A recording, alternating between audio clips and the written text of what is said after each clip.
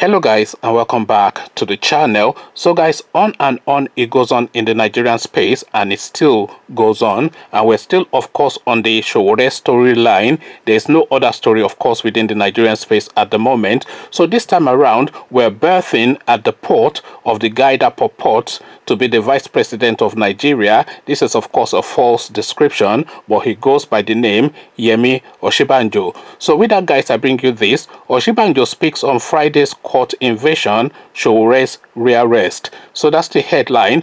Osinbajo speaks on Friday's court invasion, Sowore's rearrest. So now let's see now what this guy has to say this time around. Nigeria's Vice President Yemi Osinbajo has subtly condemned the SSS invasion of a court and rearrest of Omoyele Sowore by declining to receive an anti-corruption award days after the incident. Osinbajo, a law professor and senior advocate of Nigeria, has been criticized by many Nigerians for not commenting publicly on the Friday invasion of an Abuja Federal High Court by operatives of the State Security Service. In what can be considered to be his first public statement on the matter, Mr. Osinbajo told the Wole Soyinka Center for Investigative Journalism, WSCIJ, that he could not receive an award he had not been given few days after the court fiasco. In view of the developments on Friday in the Sowore case, I think it would be insensitive and inappropriate to attend the ceremony, Mr. Osinbajo wrote to the award organizers on Sunday. His statement to the organizers was on Monday shared with journalists by his spokesman. Mr. Osinbajo had been named as the recipient of the Integrity Specialty of the Anti-Corruption Defender Award for his invaluable work of overhauling the Lagos State Judiciary, facilitating far-reaching reforms in the administration of justice in the state, his work of promoting integrity in the civil society and business in Nigeria, and his consistency as a strong voice for promoting integrity in the country. So now I'm not quite sure who these are, so I'm pausing for a moment. You know, I like to do that once in a while. So I'm not quite sure who this descriptive is about, but it is certainly not about the personage of Yemi Osinbajo, because the Yemi Osinbajo, of course, that we know has an elastic running through his the space rather that his spine should be, and this is a man that of course does not demonstrate as having any sort of a backbone. You recall the sort of a vice president that Atiku was to Obasanjo back in those days, when he will fight him tooth and nail on matters that he feels that he has a position on, and it is not anything personal, it is just business, and it is just about the Nigerian state, even if it is about self-interest. At least Atiku had the backbone to take a position, but of course this guy will roll on the floor and he will say come and thank but of course this guy will roll on the floor, but of course this guy will roll on the floor in spite of all of the beatings that they give him regularly, and he will say come and thank Buhari for letting me use the chapel at Aso Rock and all this kind of nonsense that he puts out in the public space.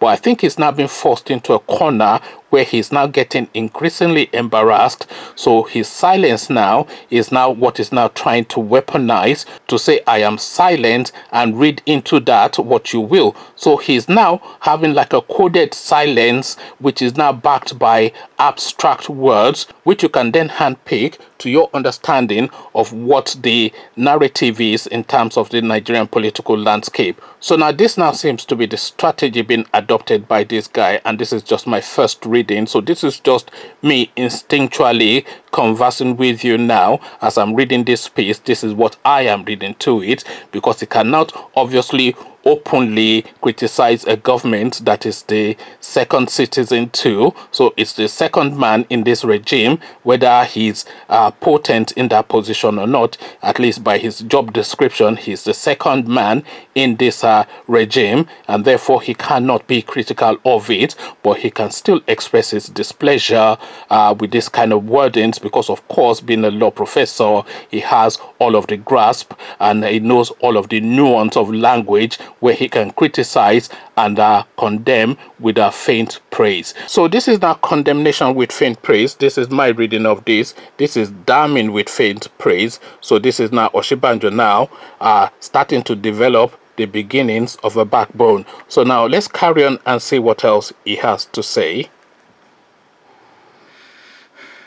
However, in a message to the organizers of the award, Mr. Osinbajo said though he accepts the award, he could not receive it at this time for two reasons. The award, I note, is for our justice reform efforts in Lagos State. I accepted the award with pride on behalf of the excellent justice sector team we had. However, two reasons explain my absence. First is that I am currently in Abu Dhabi for an international meeting under the auspices of the government of the UAE, where I am the keynote speaker. Second, in view of the development on Friday in the Sowore case, I think it will be insensitive and inappropriate to attend the ceremony, the Vice President said. So the piece goes on to give a narrative of the Sowore case. So I shall read you this section because there's a further section to it that is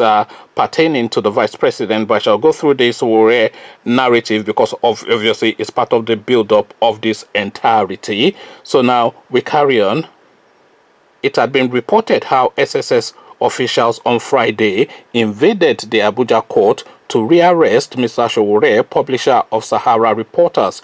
The activist and co-accused Olawale Bakare had been released on Thursday night, 124 days after they were arrested by the SSS for calling for a nationwide protest against bad governance. The Nigerian government charged them with treason, money laundering, and insulting President Buhari. Despite two separate court orders for their release, the SSS refused to release both men. However, last Thursday, Justice Ijoma Ojukwu ordered the SSS to release both men within 24 hours. The agency complied with the directive on Thursday night before the court invasion on Friday at the same Mrs. Ojukwu's court. Although the SSS later released a statement claiming its officials did not invade the court, Femi Falana, the counsel to Mr. Sowore, said the head of the SSS team to the court apologized to Mrs. Ojukwu for the invasion. The court invasion and rearrest of Mr. Sowore has been condemned by many Nigerians as well as civil society groups. A lot of the criticism of the SSS action was directed at Mr. Osinbajo, who is the second topmost official of the Buhari presidency. The SSS Director General reports directly to the president. Without outrightly condemning the court invasion and Mr. Sowore's rearrest, Mr. Osinbajo's reaction to his award appears to show his disdain of the SSS action. So now to the award. Earlier on Monday, the award organizers admitted they had received a communication from the Vice President. They announced a postponement of the award to Mr. Osinbajo, also citing the treatment of Mr. Sowore.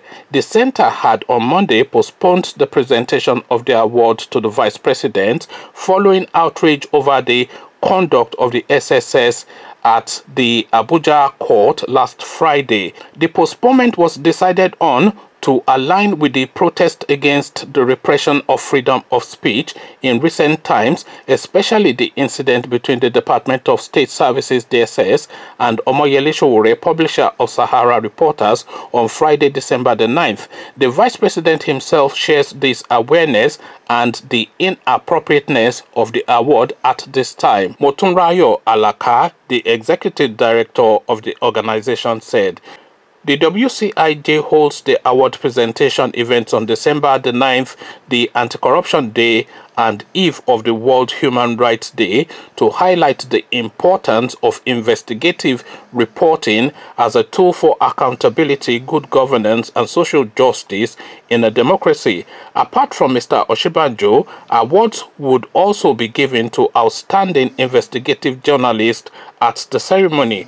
Amnesty International, a global movement promoting human rights in Nigeria and beyond was also to be honored by the Human Rights Specialty of Anti-Corruption Defenders Award for its remarkable voice against human rights violation and oppressive laws and its efforts to defend freedom of expression in Nigeria. So now, in a previous video, I was asking that anybody that finds Yemi Osinbajo's dignity should please take it back to number 2, Aso Rock, because his dignity had been declared missing a long time ago. So it looks as though now the embarrassment is now getting too much for this fella, and it is now the time for him, and I think the time has now occurred on his person to start developing a backbone, because this is almost the green shoots. This is not a real backbone, but this is the green shoots. You know, when you put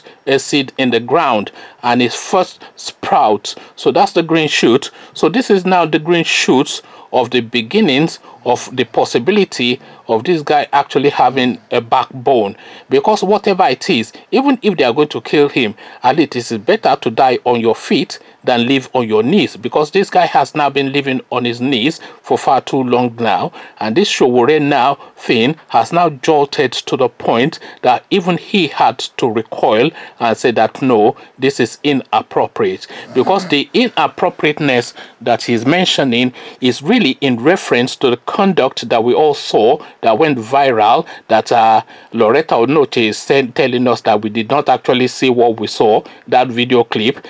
So you have to remember that this guy had a record prior to being captured by this Malam Buhari movement, and he will still have a life outside of this Malam Buhari regime whenever it comes to an end, and if it ever comes to an end, because I have the suspicion that we are seeing the beginnings of a president for life in the Nigerian space.